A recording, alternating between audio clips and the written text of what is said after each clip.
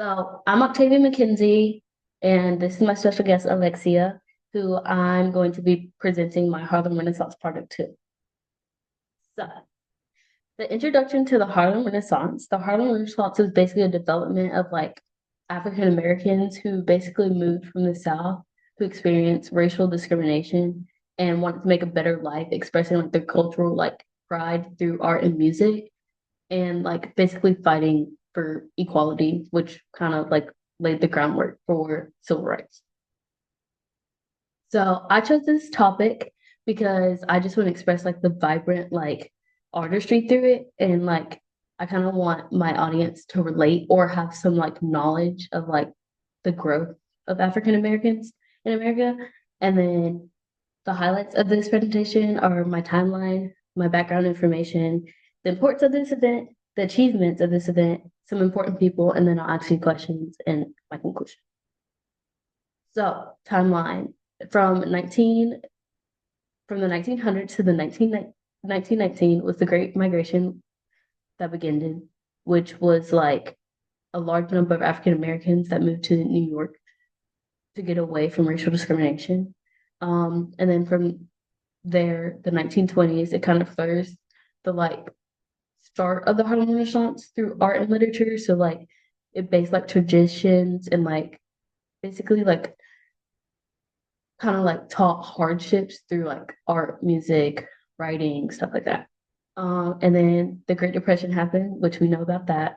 It of course impacted the Harlem Renaissance because most African Americans weren't like based in wealth as they're coming from like slavery and stuff like that. So, and then the 1930s, like the mid 1930s, you can't really see it because like things like that, but it kind of just was the downfall of it. So like, especially from the impact of that, it kind of just like died out after that, like the influence of it. Background information, it started around like World War One, and then it also was the aftermath of the migration. Okay. The importance of this is to basically express the struggle, but also identify the pride of African Americans and like how they dealt with being like treated like not equal through civil rights, pretty much. And what I mean by that is like it helps like have like a cultural awakening, which kind of just express to African Americans that it's not bad to be a colored person. You just have to understand that like in this sense, in this time, being a colored person probably is just not it wasn't looked as the best. So you have to like keep yourself like I guess in check of like how you experience things and try to make your life the best it can be through that. And then challenging stereotypes. Black people were seen as animals more than human beings. They were seen as like less than or like inferior to whites. So it kind of just like built like the like intake that we're gonna fight for like equality. We're gonna fight to be equal to you. We are equal to you. We are all the same. And then it promoted civil rights activism, which is just fighting for equality. And then also left the legacy of artistry expression, which we see a lot in like R&B, hip hop music of people describing like struggles that they've had in America, possibly mostly African Americans. There are some other artists and other like genres and music that do that. So some similarities that still ongo in like society today are ongoing racial inequality, which is seen mostly in African Americans, but there are more. We know of more of different minorities. There's deaf a lot, and also other like genders and stuff like that. That's a lot. And then movements for justice. So like Black Lives Matter is still a movement for that, which is kind of similar to civil rights. And there's like many other movements that fight for the same things. So it kind of invokes that. And then cultural expressions of struggle, like I said, through music, people express that through music. Like an example would be like Kendrick Lamar, his Super Bowl. He talked about like inequality as a Black African American or politics, like problems with politics in America now. And then so during the Harlem Renaissance, there was very limited representation of African American. Like it was very hard to find good representation that African Americans were good people and like their cultural like pride was good. It was more seen as a negative thing than a good thing. And then now we increase visibility of that through like art, music, writing, that like it's okay to express the truth, the tradition of everything that went on in America.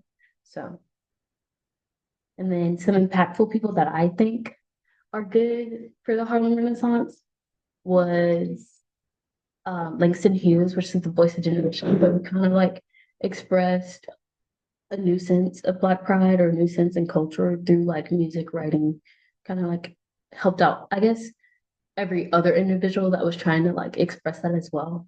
And then Zora, which was the cultural preserver. So she had a book that was Their Eyes Were Watching God, which expressed like the traditions and the struggles. So like people wouldn't forget about it, if that makes sense.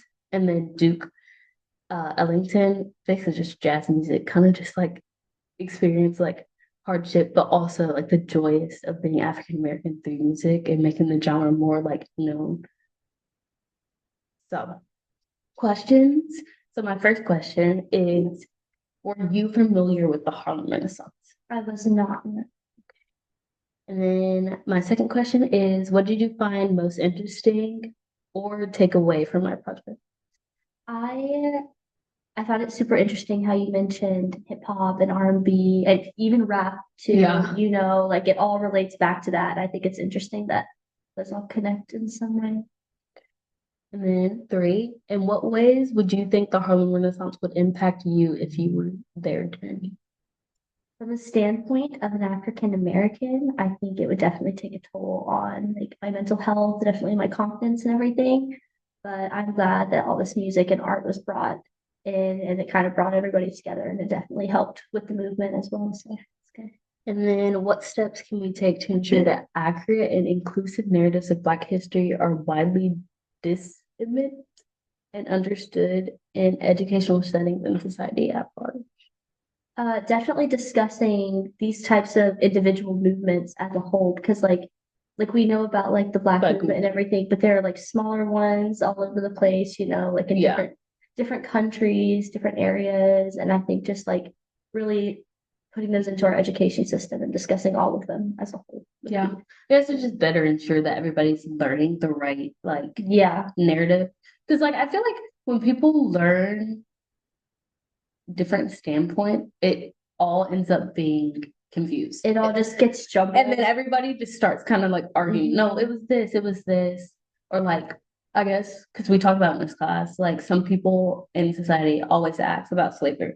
We're like, why can't African Americans like get over it? And I'm just like, well, like, you got to think of putting yourself in like shoes of people who like, I guess like their family's experience. Their It's a family little, yeah, like members it's a and little bit harder because like I'm a human and you kind of just like kind of dehumanize me, I guess. it's like if I was in that situation, this is how you would have treated me. Yeah. And I just doesn't sit It right. is, yeah. It's just kind of weird, I guess. Just makes it just all the weird. And then my conclusion, the Harlem Renaissance was a transformative period in American history. It fostered a new Black cultural identity, challenged racial stereotypes, and laid the groundwork for many movements. This historical period teaches us that the fight for equality continues and that understanding our past is essential to shaping a better future. My references. But thank you. Okay, period. That's it. Oh,